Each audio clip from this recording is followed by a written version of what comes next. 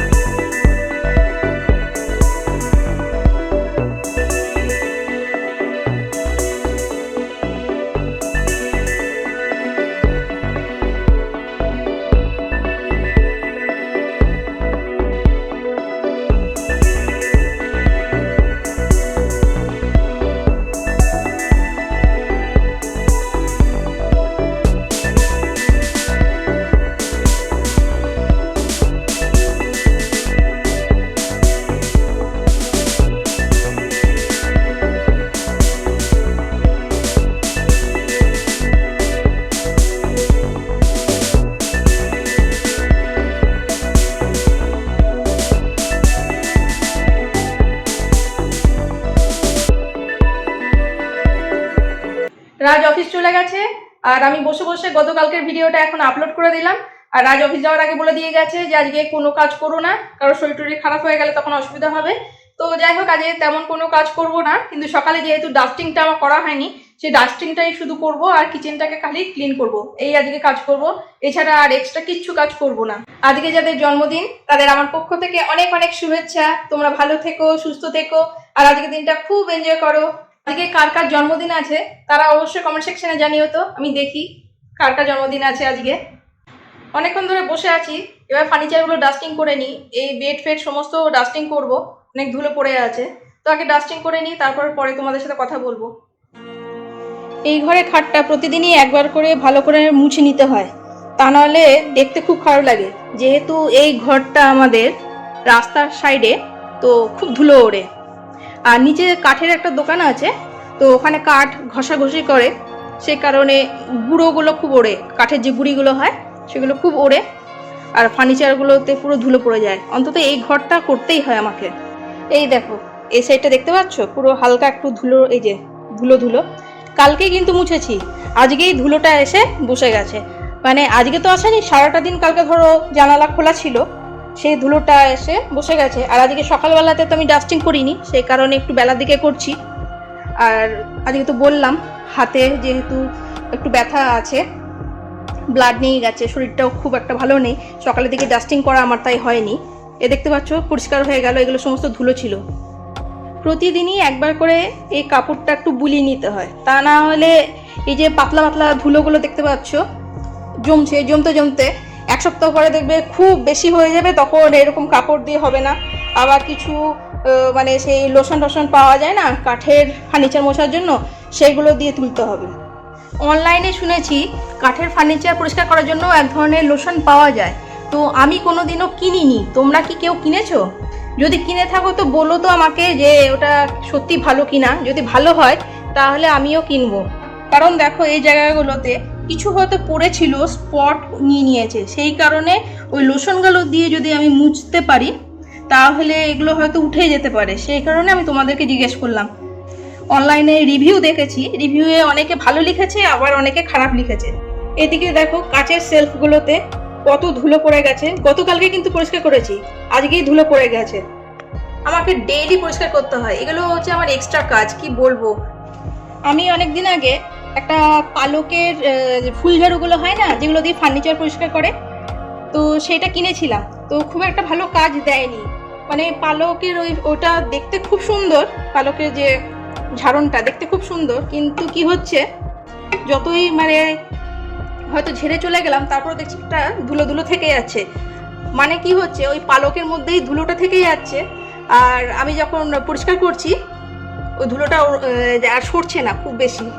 মানে একদিন পরিষ্কার করার পর পরের দিন যদি ওই পালকের ঝাড়ুটা দিয়েই পরিষ্কার করো, তো পালকের ওই ঝাড়ুর যে ধুলোটা থাকে সেটা ফার্নিচারে লেগে যায় আর ভালো ক্লিন হয় না। হয়ে গেল পরিষ্কার এই জায়গাটা, আবারও কালকে করতে হবে পরিষ্কার, রোজই করতে হচ্ছে। এই দেখো এই ফটো ফ্রেম শো পিসগুলোও সমস্ত পরিষ্কার করে নিলাম, এখানে রাখলাম। আর এখানে একটা লাইট আছে উপরে দেখতে পাচ্ছ, এই লাইটটা, কিন্তু এই লাইটটা না খারাপ হয়ে গেছে, সেই কারণে জ্বালানো যাচ্ছে না, এটাকে ঠিক করাতে হবে। ফার্নিচার ক্লিন করতে করতে এখন বারান্দায় চলে এলাম, এখনো বাকি আছে, এবার গিয়ে করব। একটু রেস্ট নিচ্ছি বারান্দায় এসে, বারবার ঘরে ফ্যান চালিয়ে বসতেও ভালো লাগে না। আর বারান্দায় এলাম তো দেখছি বাইরে ঝিরঝির করে বৃষ্টি হচ্ছে, আমি জানতেই পারিনি যে বৃষ্টি হচ্ছে। তো এখন এসে দেখছি যে রাস্তাতে বৃষ্টির ফোঁটা পড়ে আছে, মানে হালকা, খুবই হালকা বৃষ্টি হয়েছে, কোনো সাউন্ড হয়নি। আজকে সকাল থেকে খুব জলের পিপাসা পাচ্ছে। আজকে সকালবেলাতে ব্লাড দেওয়ার পরে এই জায়গাটাকে পুরো স্যানিটাইজ করা হয়েছে, আমাদের যে স্প্রেটা রয়েছে স্যানিটাইজার স্প্রে যেটা, সেটা দিয়ে পুরো স্যানিটাইজ করা হয়েছে। আর ওই গন্ধটা না আমার নাকে এলেই এত অসুবিধে হয়, আর মানে গন্ধটা সেই শোকার পর থেকে সেই গলার জায়গাটা মনে হচ্ছে শুকিয়ে যাচ্ছে, নাকটা শুকিয়ে যাচ্ছে, কেমন একটা অস্বস্তি হচ্ছে, ওই গন্ধটা খুবই উগ্র, ঠিক ভালো লাগে না। যাই হোক, কিন্তু কিছু করার নেই, স্যানিটাইজ তো করতেই হবে। আর আজকে দেখো বাইরের ওয়েদার খুবই খারাপ, পুরো মেঘলা হয়ে আছে আর একটু ধোঁয়াশা হয়ে আছে। তো এবার যাই গিয়ে বাকি কাজটা করে নিই, পরে আবার তোমাদের সাথে কথা বলছি।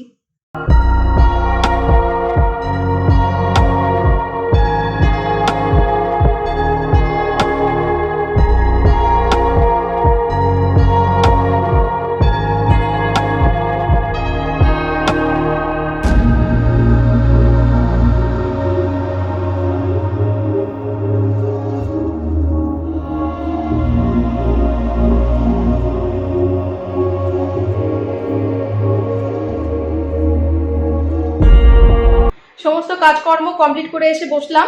আর এই লেফট হ্যান্ডে আজকে খুব প্রবলেম হচ্ছে, তোমাদের আগেও বলেছি আমার এই ঘাড়টাতে প্রবলেম হয়, তো যেহেতু এই ঘাড়ে প্রবলেম হয় সে কারণে এই লেফট হ্যান্ডটাতে ব্যথাটা হয়।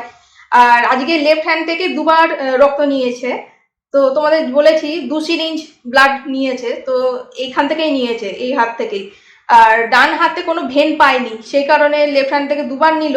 আর খুব প্রবলেম হচ্ছে, সেই কারণে মনে হচ্ছে যে এই জায়গাটা যেন ঝিনঝিন ঝিনঝিন করছে, মানে খুব প্রবলেম হচ্ছে, সেই কারণে কাজকর্ম করতে গিয়েও মানে এত বিরক্ত লাগছে কি বলবো। আমার কাজকর্ম করতে খারাপ লাগে না, ভালোই লাগে ঘরটা পরিষ্কার করতে, বেশ ঘরটা গুছিয়ে রাখতে, এগুলো খুব ভালো লাগে। আর মানে এটা বলতে পারো আমার এটা শখ, মানে ঘরটা একদম সুন্দর করে গুছিয়ে রাখবো। কিন্তু এই যে প্রবলেমগুলো যখন হয় না, তখন আর কিচ্ছু ভালো লাগে না। আজকে সেই বিরক্তি লাগছে, একটা অস্বস্তি লাগছে, মানে কি লাগছে আমি তোমাদের ঠিক ভালো করে বোঝাতে পারছি না। এই হাতটাতে খুবই অসুবিধে হচ্ছে।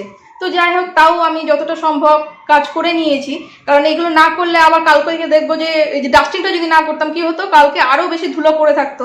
তো সেই কারণে অল্প মানে যেহেতু ধুলোটা রয়েছে, এখনই একটু ঝেড়ে পুছে পরিষ্কার করে দিলাম। কালকেরটা কালকে দেখা যাবে, কালকে শরীর খারাপ বেশি থাকলে তাহলে কালকে করবো না। আজকের ব্লগটা আমি এখানেই শেষ করছি। তো বন্ধুরা, তোমরা সবাই ভালো থেকো, সুস্থ থেকো। কালকে চলে আসবো নতুন একটা ব্লগ নিয়ে। আর যারা এখনো পর্যন্ত আমার চ্যানেলটাকে সাবস্ক্রাইব করোনি, অবশ্যই সাবস্ক্রাইব করে নিও। আর এই ব্লগটা যদি ভালো লেগে থাকে অবশ্যই একটা লাইক করো, কমেন্ট করো আর শেয়ার করো। আর কালকে চলে আসবো নতুন একটা ব্লগ নিয়ে, তোমাদের সাথে দেখা হবে, তোমাদের সাথে আবার কথা হবে।